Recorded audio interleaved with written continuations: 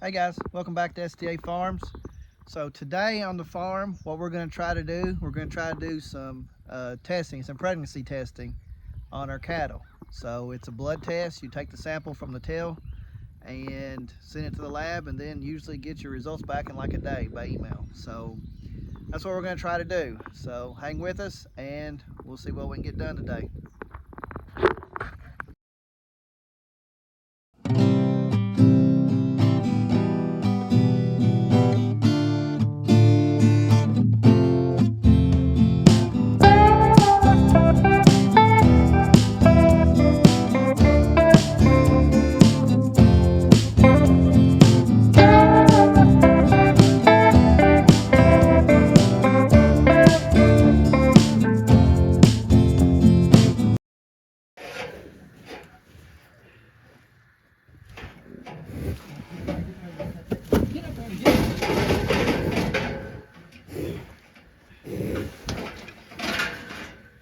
She can't go no further. Okay. Let's just leave her there. All right.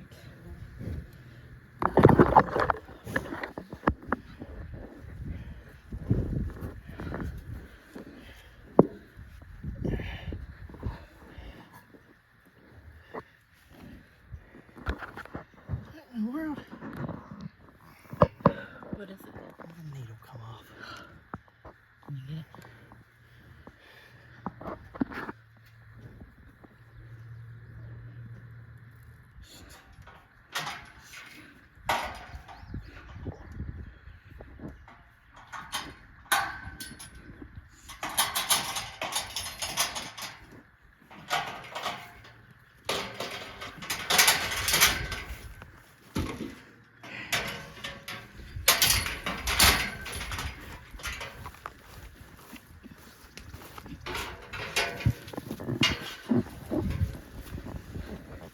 Come on, Tricks. Take it.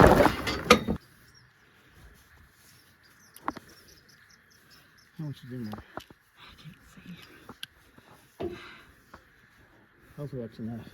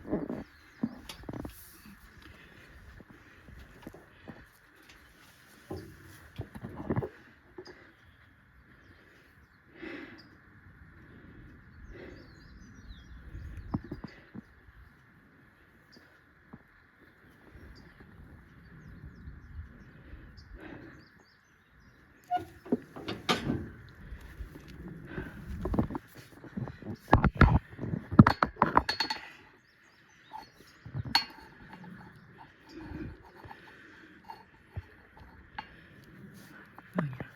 Got a good sample on her. I wish we all be like it. Mm-hmm. All right, put the lid.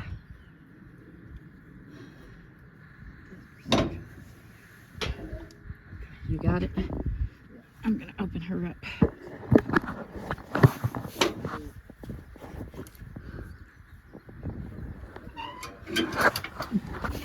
Easy, Tricks. No, I just need to. There you go. There you go, pretty girl. Squeeze through. Good girl. Good girl. Alright, so you have made this sample. Yeah, I have it. And I got pictures. Yeah. Boy, I hope Trixie's bred. I do too. This needs some oil and grease. But I'm just gonna leave it like that and handle him. They went to the pond, girl. Ooh.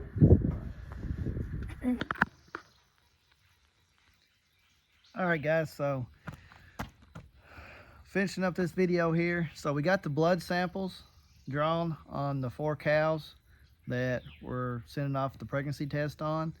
I don't know how good the video was. Down there, it was kind of a work in progress, I guess you could say.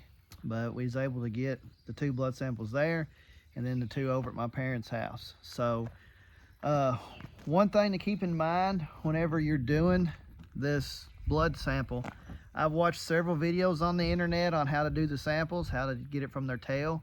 I did not attempt a jugular vein because the tail's a lot easier.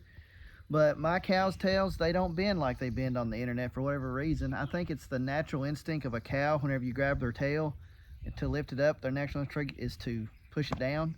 I think that's what it was. But whenever I'd try to bend it up, it'd want to turn and it just wouldn't bend.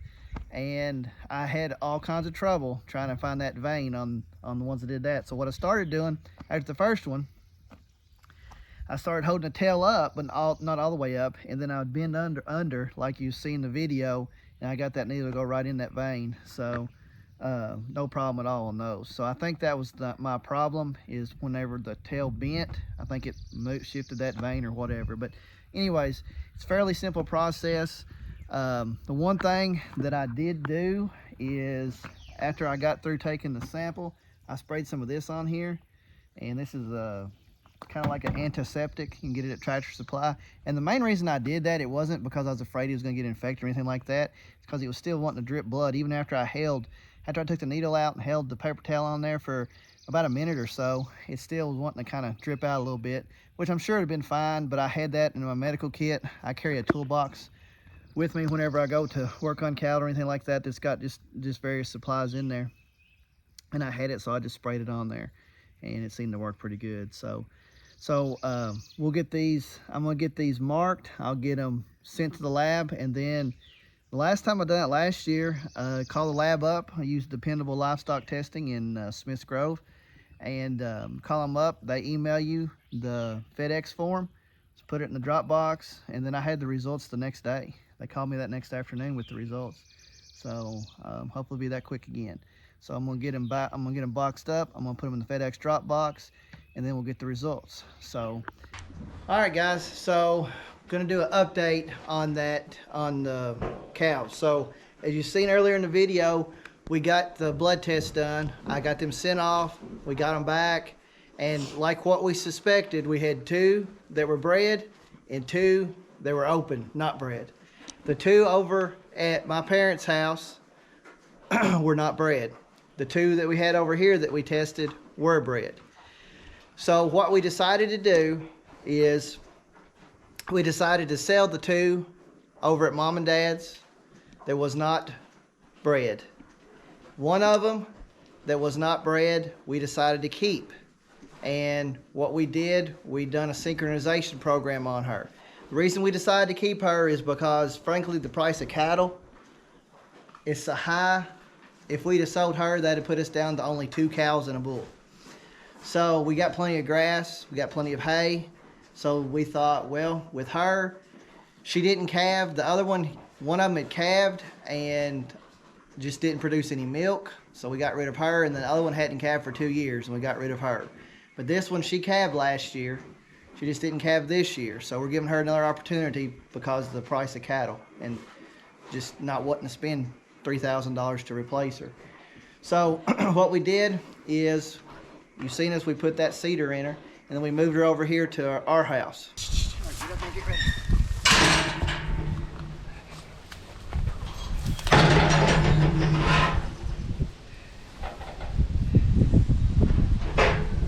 Should have had that back here ready to go.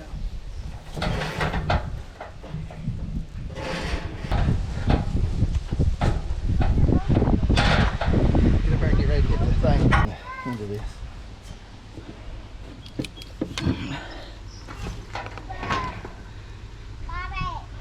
Okay.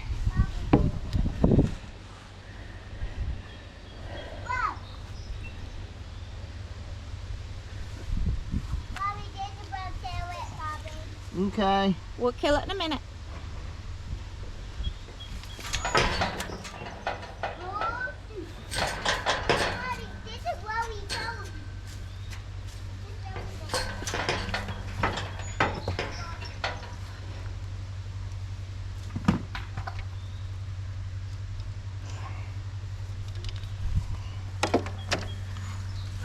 Our pasture over here and put her in with the bull. So after we put that cedar in, a week after we put that in, I took it out and we give her a shot. Now the actual protocol for cows doesn't say you have to give them a shot. However, I elected to because I knew she wasn't bred. So 3 days after that, she should have come in heat, hopefully, standing heat, and hopefully got bred by the bull. We don't know if she did. We seen him around her, but we didn't see her in actual heat. So the plan is in about a week, I'm going to put a heat detection patch on her and see if she comes in without us seeing it. And if she doesn't, a couple weeks after that, we'll probably get her out and do another pregnancy test and send it off to the lab. So this one right here, Eaton, is the one. It's June. That's the one we elected to keep of the two over at Mom and Dad's.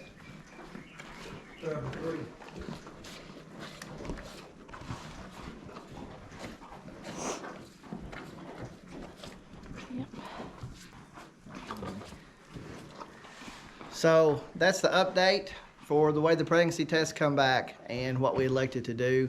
What we'll do, we'll do the pregnancy test on her. Like I say, she don't come back in heat, and that tells us if she's bred. If she's not bred, then I'm just gonna let it be. And then this fall, probably sometime around October, maybe first part of November, whenever the grass starts going back, we're gonna start feeding hay. We'll get another pregnancy test on her, and if she's not bred then we will sell her because we're not gonna keep her through the winter and feed hay to her. Hopefully she gets bred though. So guys, we really appreciate you watching this. Be sure you hit that like button and you subscribe, and we'll catch you on the next one. See ya.